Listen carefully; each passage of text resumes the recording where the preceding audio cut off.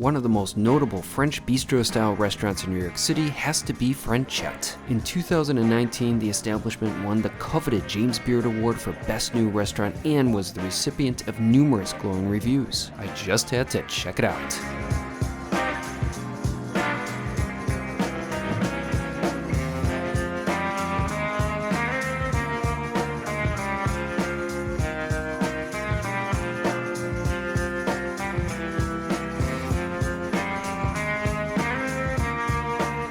Beautiful and sunny winter day here in New York City. Right now I'm in the neighborhood of Tribeca, and I just had a very delightful lunch at one of the city's most notable French bistro type restaurants. It's a place called Frenchette. In 2019, Frenchette even won the James Beard Award for Best New Restaurant. That's a pretty big deal. Frenchette has also received a number of other accolades, but the long and short of it is, it's a good looking restaurant and I've always wanted to eat there, and today I got my chance. Now, one of the reasons why I decided to dine at Frenchette today is because they're a participant in New York City's Restaurant Week, and their Restaurant Week menu seemed like it was a pretty good deal. As a result, I came down here to Tribeca, went to Frenchette for lunch, and partook in a very nice meal. This was my lunch at Frenchette.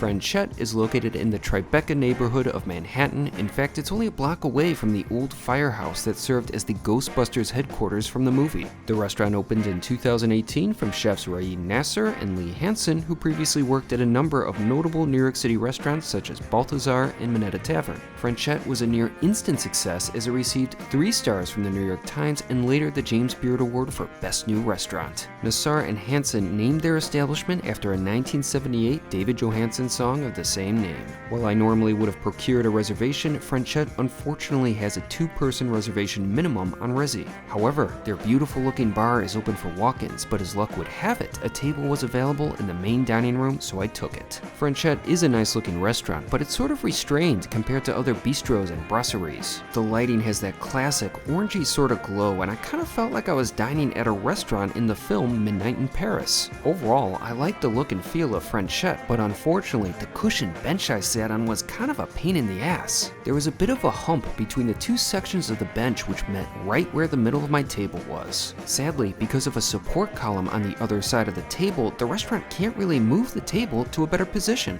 While I could have just switched to the chair opposite me, I stuck it out for the better lighting and less distracting background for the sake of the video. Looking over the menu, Frenchette serves a number of the typical French bistro classics, but there are certainly numerous courses that stand out, such as the brouillade. The dish is typically one that requires a great deal of attention to get right, as eggs are repeatedly stirred over a low flame until they have a creamy texture almost like grits. Then persillade and snails are added to complete what seems like a simple course, but one that in reality demands a notable effort. I was at Frenchette, however, for their Restaurant Week menu, which consisted of an appetizer, entree, and dessert for $60.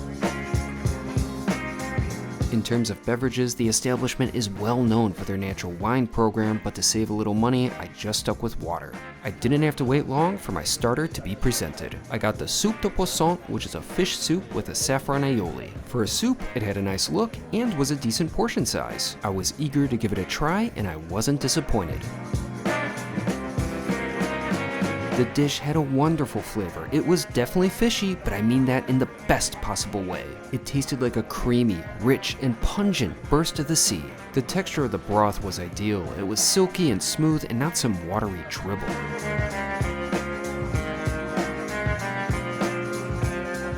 In the center of the bowl was a toasted baguette slice topped with the saffron aioli. The bread was nice as it lent another textural dimension, and I wouldn't have minded if it was even a bit larger.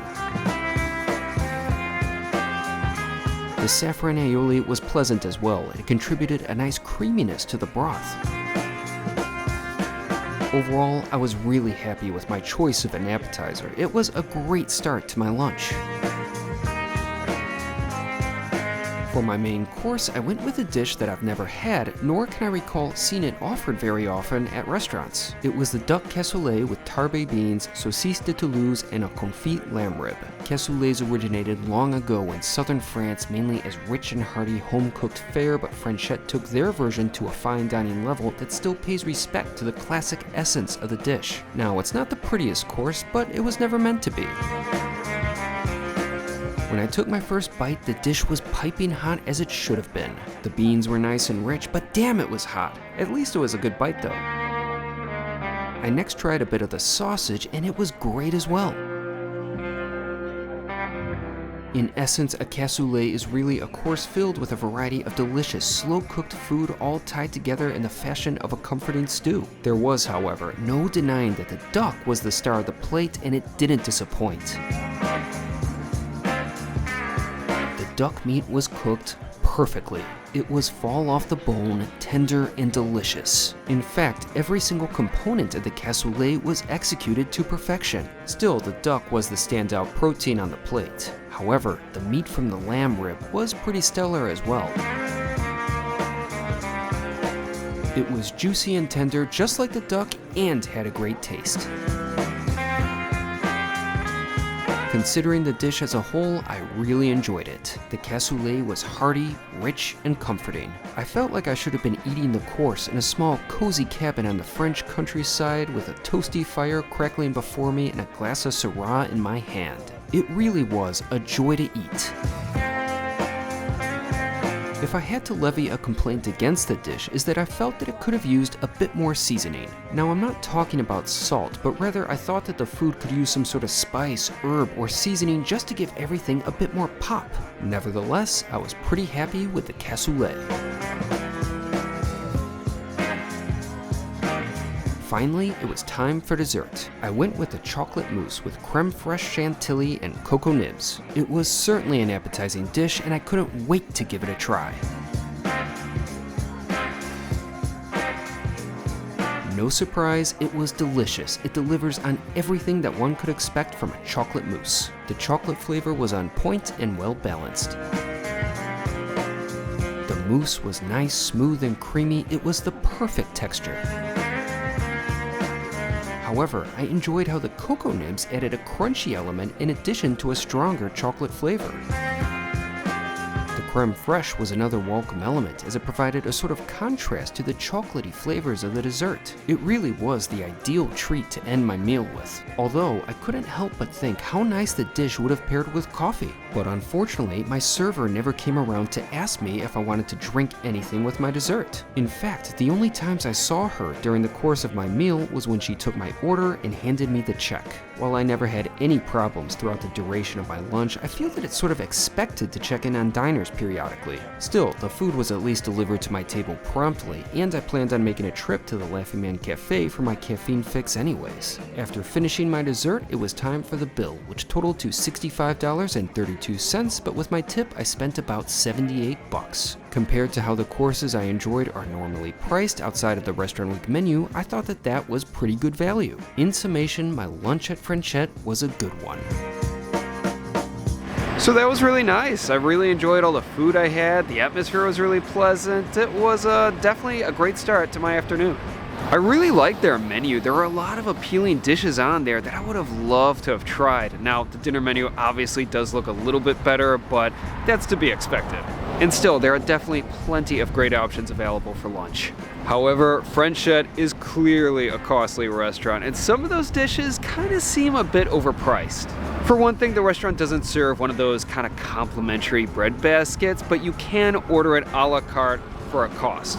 Now, a lot of these modern restaurants do this, and I don't like paying for bread, but I will if it seems worth it. Frenchette's bread will set one back $11, and to me, it just doesn't seem worth it. I saw people get it in the restaurant, and it looked all right, but it doesn't look like it's worth $11. And that's just one example. It is a costly restaurant for sure. However, the Restaurant Week menu, now that was a great deal. I had no problem paying that bill today. I mean, that duck dish I had, that would have set me back $54 if I would have gotten that off the regular menu. Without a doubt, Frenchette is a good spot for Restaurant Week. Now, comparing Frenchette to some of the other notable French bistros in New York City, it's hard to say because there's a lot that I haven't been to yet. But all I can say is, I really enjoyed my lunch at Frenchette today. Except that seat I was sitting on. Now that was a pain in the ass. But overall, I think Frenchette is a pretty nice French bistro restaurant, and I definitely would like to return someday.